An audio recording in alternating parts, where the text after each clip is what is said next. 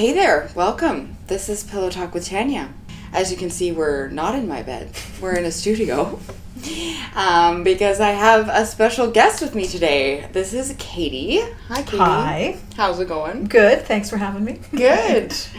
Katie's a psychologist, so tell us a little bit about how long you've been a psychologist. I've been a therapist of some kind for about 18 to 20 years, but just recently received psychologist designation about 7 years ago, but I've been doing therapy in some capacity for a really long time and just worked in all kinds of settings. And what drove you to that career initially? Do you recall? Yeah, I've always known since I was probably like 12 or 13 years old that I wanted to do that. I just felt like I had an uncanny ability to get people to open up and share, and I really wanted to help people. In the beginning, I really wanted to be a child psychologist specifically. And so I just kind of right out of high school went for it, and I just had these lofty dreams of saving the world, and just kind of went from there, and then it morphed and changed as I went along. Okay, yeah. Fantastic. And now what would you say your specialty is, or what do you like to focus on? Well, still trying to narrow that down, but I've worked in nonprofits for most of my career, and then went into private practice about 6-7 years ago. Okay. So I love working with trauma, addiction, grief and loss. I do a lot of couples work, all kinds of things still. So trying to find if I want to narrow that niche or just kind of keep it broad for now. Yeah. Couples work must be interesting. Yes. Challenging and interesting. I'm sure. Yeah. I imagine that there's a lot of I don't need this is unnecessary, or I'm not crazy kind of. Or we can fix this ourselves. We don't need we don't need someone else to tell us how to fix this when it comes to the couples work.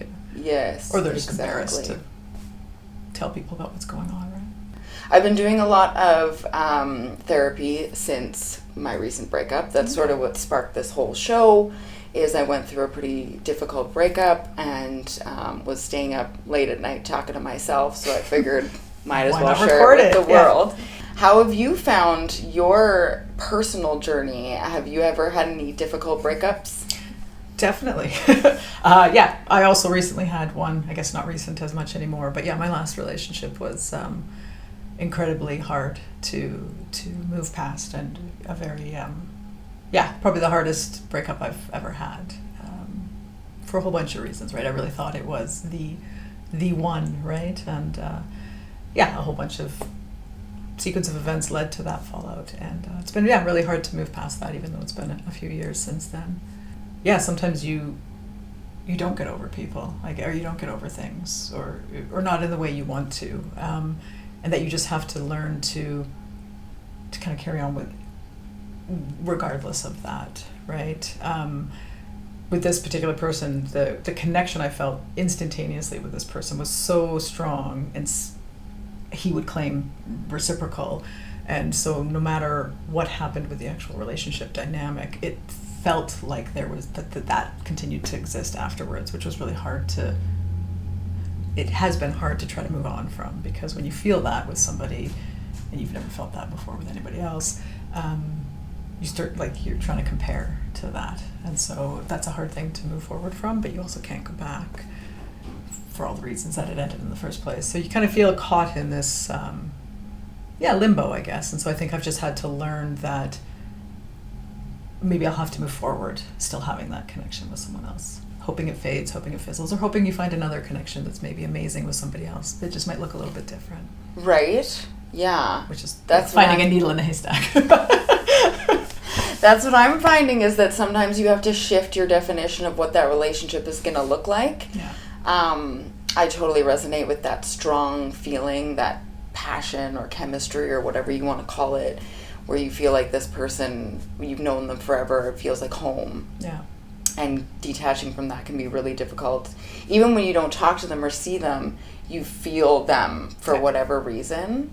But I have found that there are different types of relationships that can be different and better in other ways, which is... That's good. It's promising to know that exists out there, right? Yeah. So you're navigating the dating world. How's that going? Are you? Really. Not really, no. I would say I joke to some friends. I was like, I swipe right maybe once every 4 or 5 months. Okay. Yeah, I feel like I'm really, it's interesting, like in some ways I feel like I'm really, really, really picky, which is good. But yeah, it's interesting how even the ones I do swipe right on, there seems to be like a theme to some of the traits of who they are, which, yeah, but it's still, it something always kind of goes wrong or doesn't work out even before I even meet them sometimes, or even if I do meet them. So yeah, I don't know if I'm just putting a wall up and not really giving it a chance, or if maybe the pickings are slim, you know? Yeah. A lot of people will tell me that there's the pickings not a lot out are there, probably slim. Yeah. It's probably maybe a little bit of both. Both, but yeah. What type of things go wrong? What's an example of like, do you see red flags when you're talking to them online? Yeah, well, like certain things like are just instant icks. Yeah. There's a joke prior to this last relationship when I was kind of on the apps. It was a joke that I would swipe right like once every 6 months, and every single time I did, the guy would be a drug dealer. Because there was like 3 of them in a row, and so I was like really picky. But then, and they weren't. I always say they weren't people that like looked. There was no. It wasn't your cliche. Yeah. Nothing about them would indicate that. There wasn't like face tattoos, and they were. So I'd engage with them, and then at various points along the way, I would learn that they were drug dealers. Past, present, it became a joke. Interesting. Yeah, and so my own therapist she said, well, what is it about these people that draws you to them? Obviously, it's not the drug dealing. And so then we were looking at these common traits of people, and just this depth that people had, this like rawness, like usually quite intelligent, quite witty, really honest and authentic, like in certain ways. And so there was just these engaging dynamics that were hard to find, and it's just they seemed to often go hand in hand with other problematic behaviors. So then I was like, well, I feel like I'm kind of doomed if that's how it was almost like I could suss. Right. But I seemingly looked like a nice guy. I was just going from a profile and some bio comments, and so I sussed those flags out, but then I'm also not really fazed by them. I mean, I wouldn't have necessarily moved that person into my home, but I just mean, I'm like, wow, you're interesting to talk to. You're really respectful and kind. You're flirty. We'll keep talking. I don't really care that you're a drug dealer, you know? Yeah. But then at the same time, somebody could, try to manipulate or gaslight, and I'd be like, sorry, we're not talking, you know? So there's a lot of low tolerance for certain things. Somebody could make a sexist comment, or some people seem really insecure and needy, and so there's lots of things I'll just put an instant halt to. Right. But then some of the bigger things, somebody struggling with addiction, somebody who deals drugs, I'll be like, oh yeah, you're still, I can separate those, which seems weird. Yes. And unhelpful. I can imagine that's probably because of your career and your background, is that you are seeing and talking to people all the time, and you're hearing their, most stories. Intimate thoughts. Yeah. So you can see where someone's being manipulative rather than genuine. Yeah. And that sort of is more important than what the behavior is. Yeah. Yeah, I think so. I get that luxury of like really seeing people, like kind of the core of who they are. So somebody out in the world might seem to have a repellent behavior or seem problematic, but I get the privilege to kind of get to know the other side of them. Right. Which is amazing, but obviously in the dating world, that's not super helpful. I mean, it's helpful, but it's not helpful because you tend to hone in. And because I feel like I can kind of do that, I get to kind of hone in on those parts of them that are different than that behavior that might be problematic, right? And I'm also hearing those stories all the time, and so things don't really fit. It's almost like I've been desensitized to stuff. Somebody might be like, oh my gosh, and here's some information, and that's it, they're out. And I'm like, yes. Oh yeah, that makes sense. That's a Tuesday. Yeah. And it doesn't mean that I would necessarily, because I'm not chomping at the bit for a long-term serious, I'm not trying to find, I'm open to different kinds of connections, to meeting people. Yeah. So if someone's interesting to me and is kind and interesting and fun to be around, I can separate those things, right? Which I think is a good thing and a bad thing, I'm sure. Yeah. I'm sure it has its positives and its negatives. Yeah. Yeah.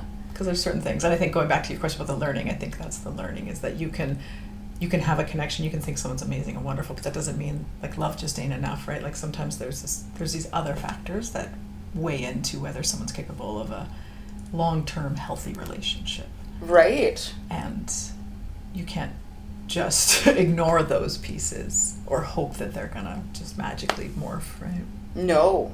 Yeah. What do you think is key to being ready for a healthy long-term relationship? Like, if I wanted to get ready for one, what would you recommend I do?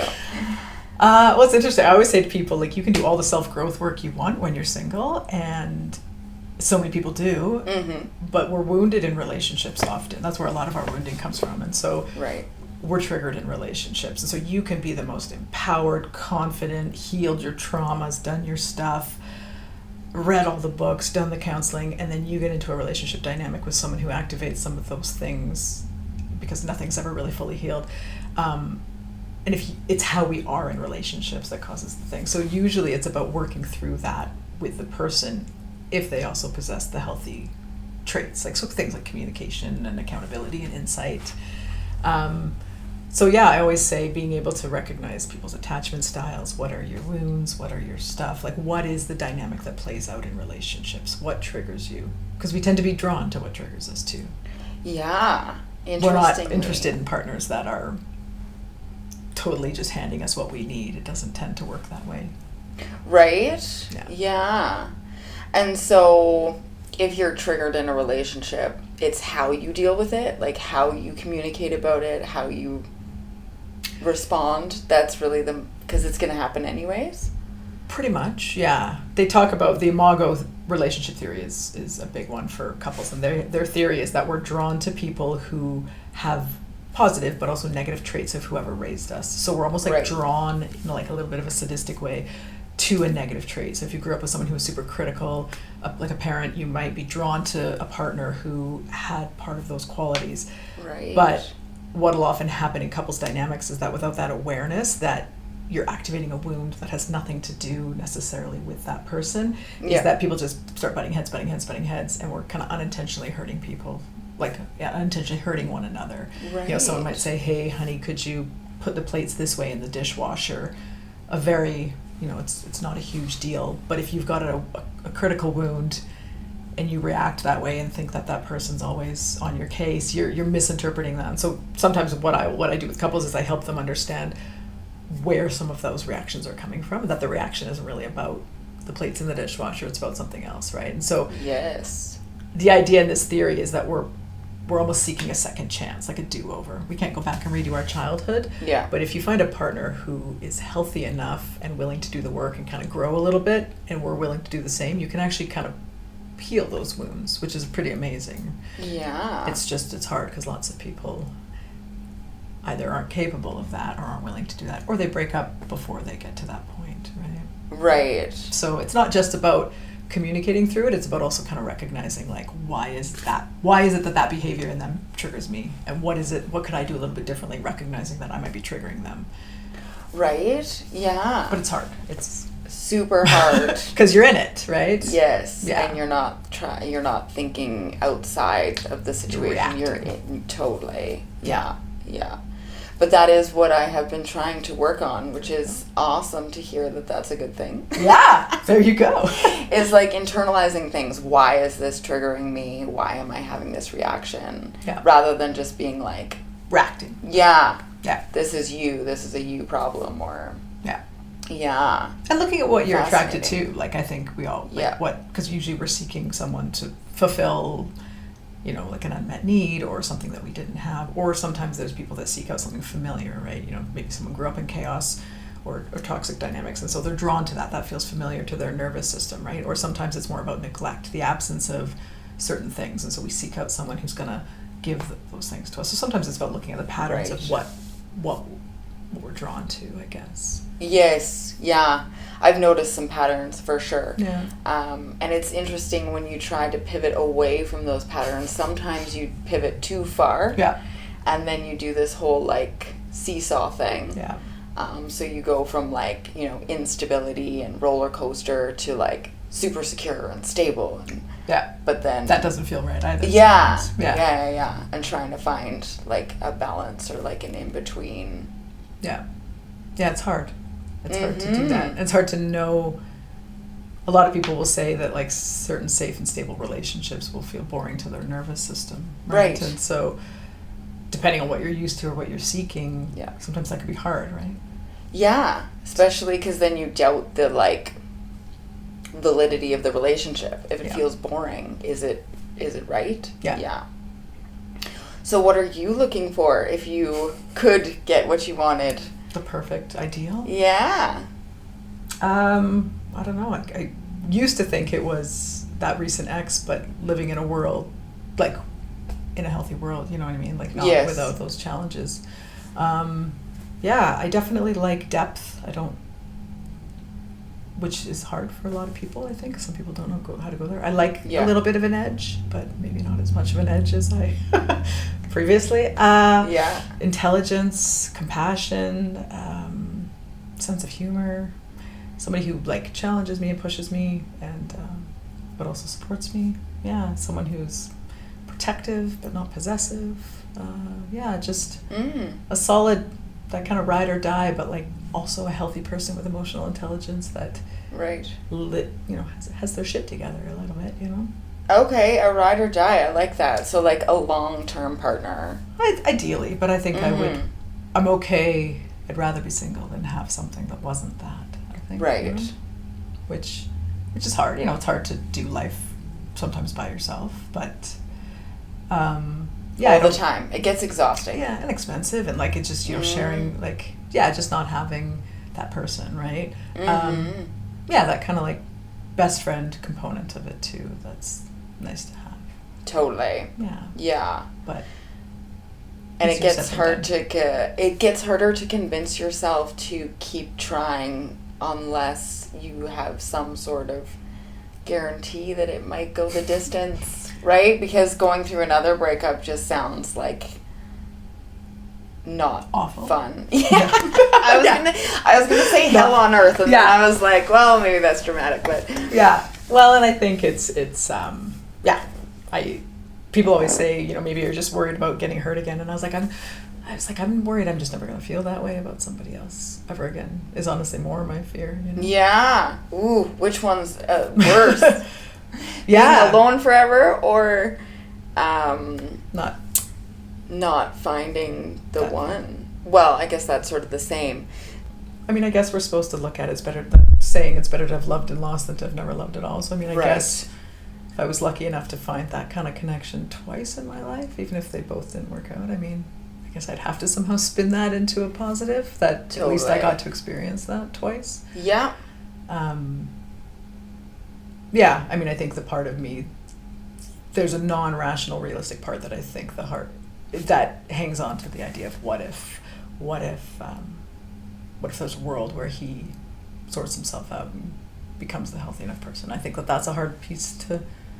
That's a really interesting place to go. I've also struggled with that with my latest relationship, keeping the door like just a tiny crack open, and I really want to shut it. Like, let's just slam it shut. But sometimes, for whatever reason, you're like, maybe there's a hope. Maybe, you know, if they did this, or if I did that, whatever. Yeah. Not sure why. Why do we keep this hope alive? What is it? What's it for? I don't know, because we really want that potential of what we thought it could have been if only they ... whatever it was, right? Right. The potential is key, though, because it never was that, really. Yeah. It never reached that potential. Yeah. But we clearly made something up in our heads. Yeah.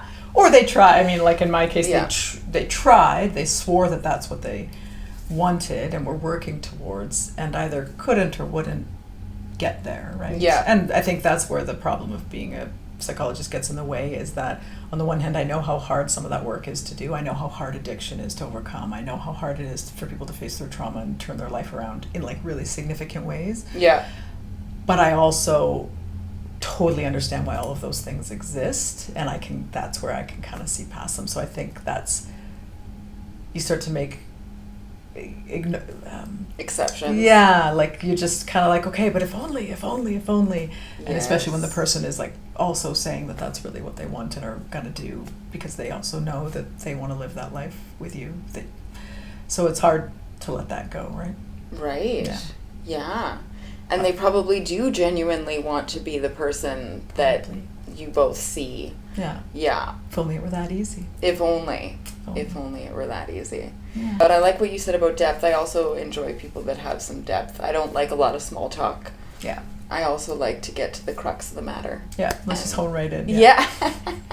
Unfortunately, as I keep finding with my drug dealer example, is that a lot of people that have this depth and they've like lived lives, you know what I mean? And they have stories they've gone to tell. exactly. Yeah. And there's this intelligence, this awareness, people smarts, this raw authenticness sometimes. It's not to say that they can't also be manipulative and lie, but they're just, it's not the norm of like, let's talk about hockey and beer and backyard barbecues. There's other stuff there, right? Yes. And I just find that fascinating and interesting, right? Definitely more interesting, for sure. And so when you have these conversations, how often are you meeting someone so you're swiping right like 6 months. How often are you actually meeting someone in real life? Not very often. Very often, yeah. Or I've met some people who have just become friends versus great. Just not that connection. So still great people, but not that vibe. Yeah, I've met a few in person, but nothing that really went anywhere beyond a couple dates. Right. Right. And do you like intuitively know it's not right? Is it a feeling?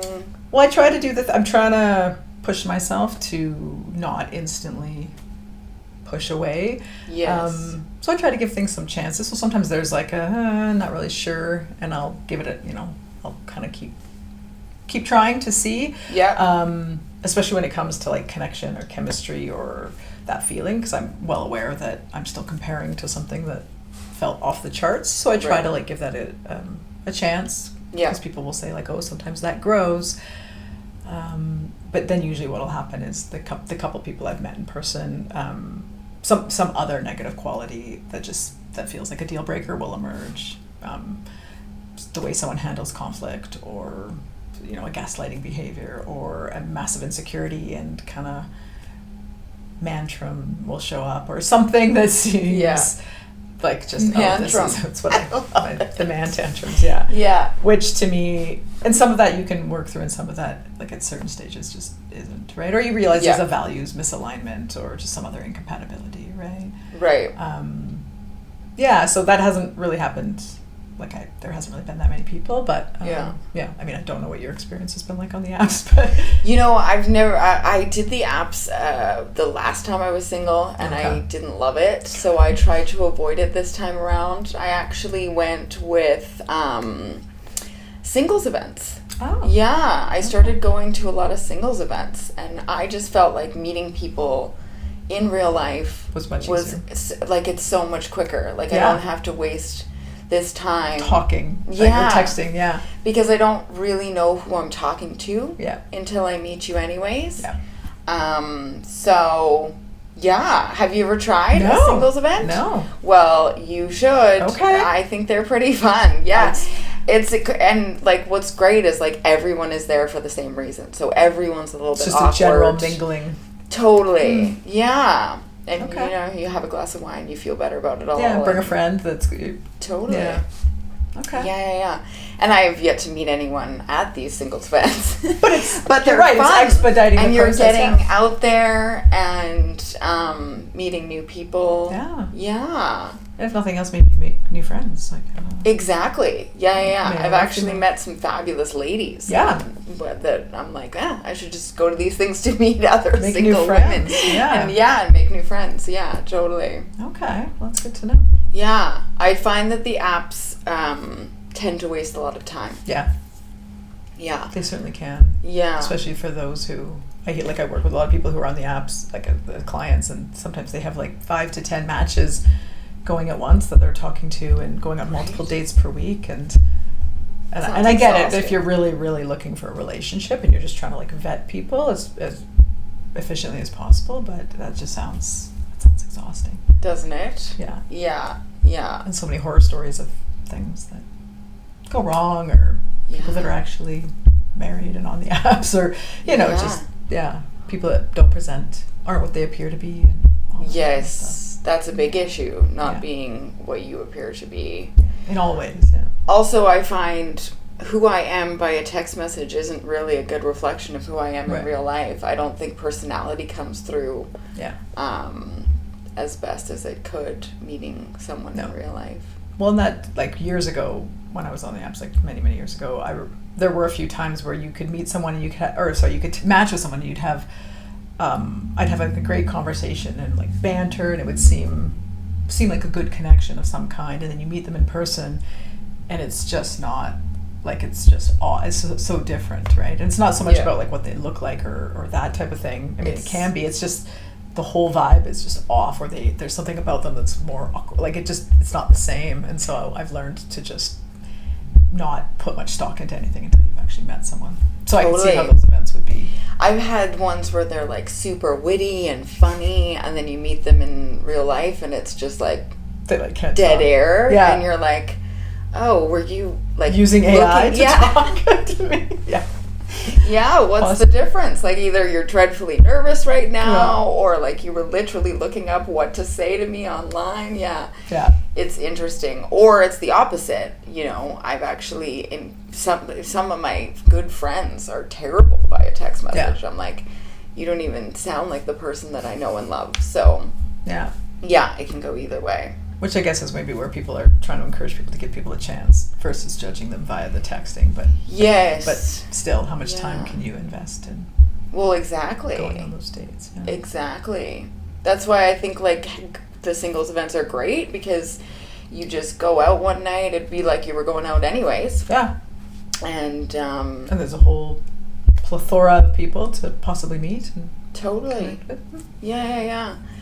I think I think this generation is, you know, they spent so much time online that they're like, no, let's get out into the world. So I think they're kind of like running that train. Okay. And we're heading back that way, which is kind of cool. Yeah. Yeah. Meeting people in the organic world, right? Yeah. Yeah. I suppose you don't meet many people at work. No. That's the hard thing, is that, like, unless, I don't, the places that you would meet people, you know, my hobbies are they're female-dominated hobbies. Okay. Work, obviously, I work in a private practice, so I don't even have any colleagues, and, you know, can't date anybody at work. So, there's not, and most of my friends in the city are not like, it's not like a group of friends where there's like, you're going to meet friends of friends, right? Most of them are like individuals in these pockets, right? So, there's not a lot of organic opportunities. When people always say, like, do hobbies and you'll meet people, I have the same problem. Yeah. All of my hobbies are very female-dominated things. Like, I'm never going to meet a man that I would want to date at one of these hobbies. Yeah. And if I did, he's there with his girlfriend. Yeah. Pretty much. Well, and I don't go to gym. Like, I don't go to a gym. You know, I do different kinds of exercise. So, like, other places that, like, maybe would be where other people meet people. I don't know. Yeah. I'm also not, like, I would say in fairness, I'm not putting in a ton of effort to do that. I'm okay, you know. Just focusing on work and life. Yeah.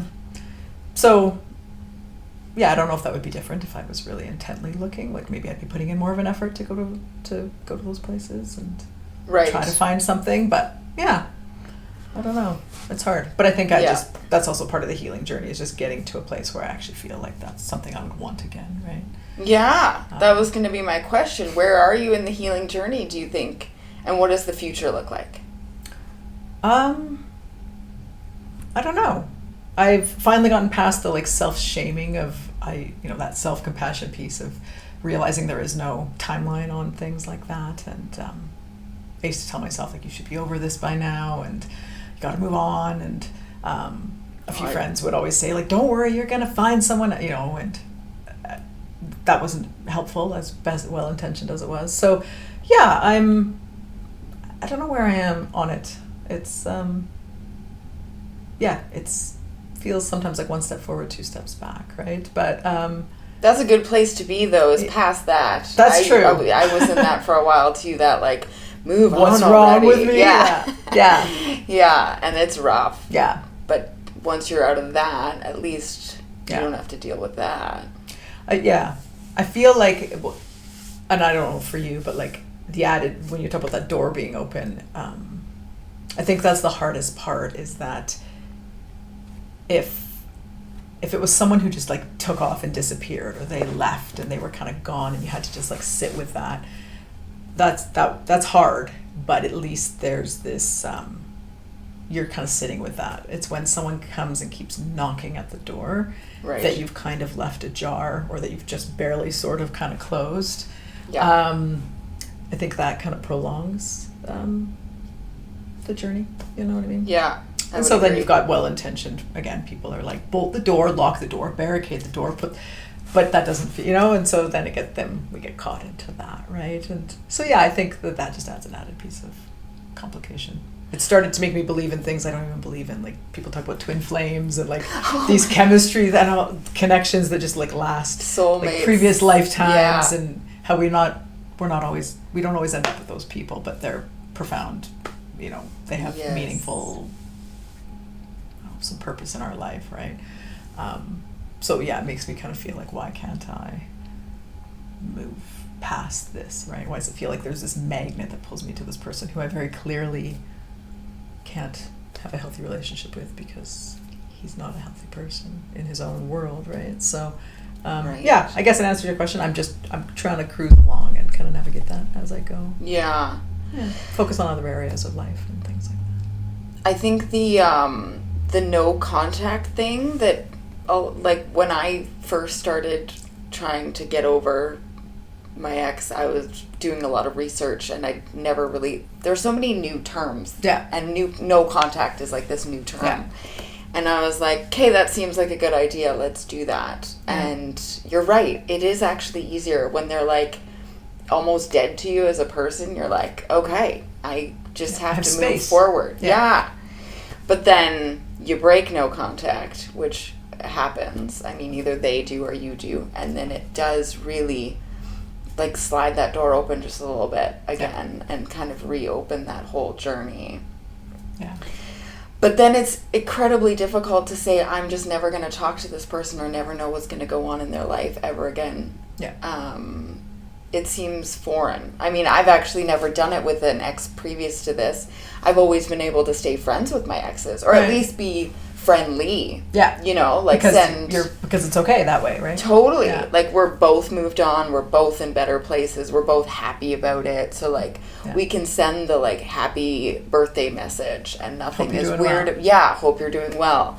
And nothing is crazy about that. So this was the first time I'd ever, like, felt like I almost couldn't Mm-hmm. be part of their life, and vice versa. Yeah. It's kind of like an all or nothing. It's like, an all or yeah. nothing kind of thing. And trying to keep it a nothing thing can be really difficult. Yeah. So do you break contact sometimes? Does he continually break contact?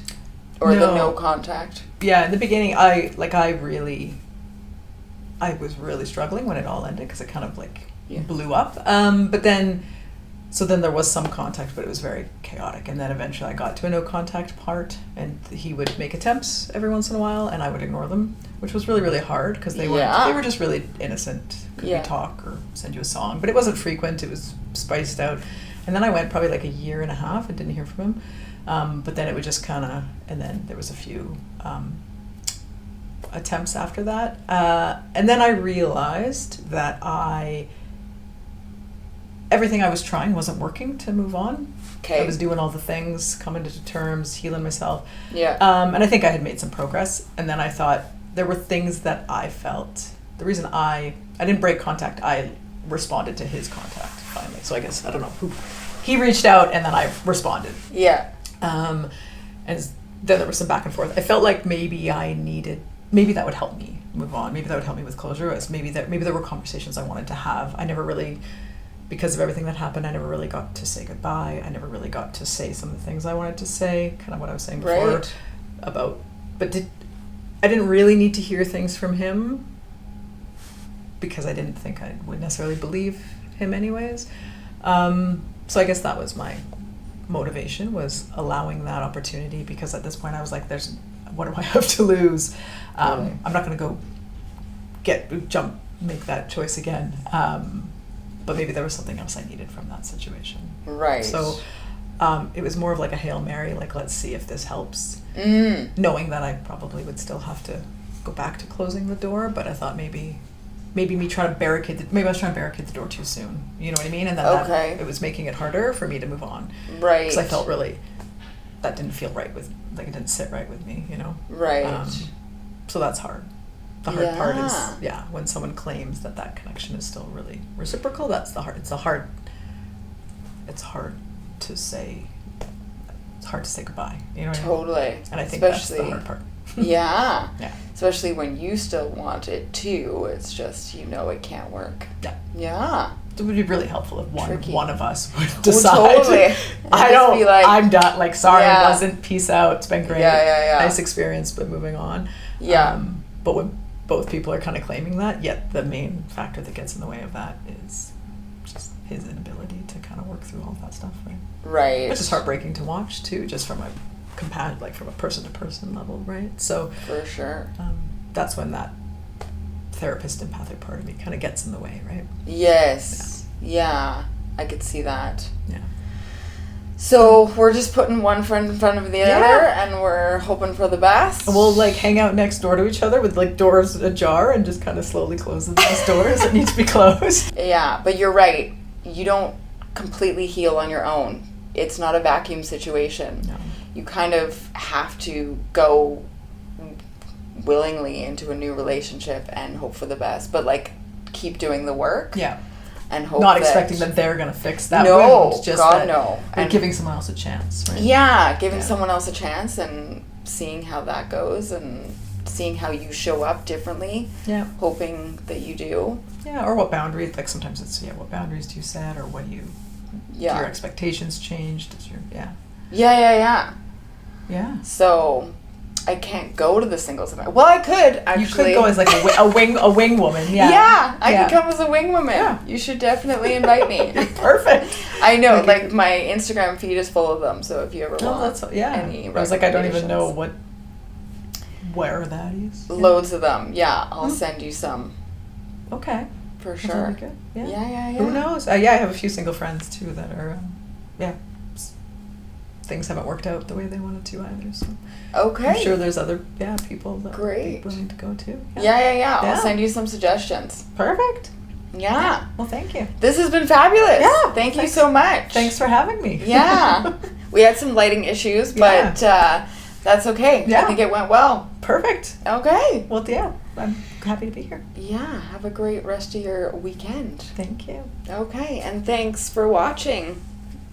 Bye.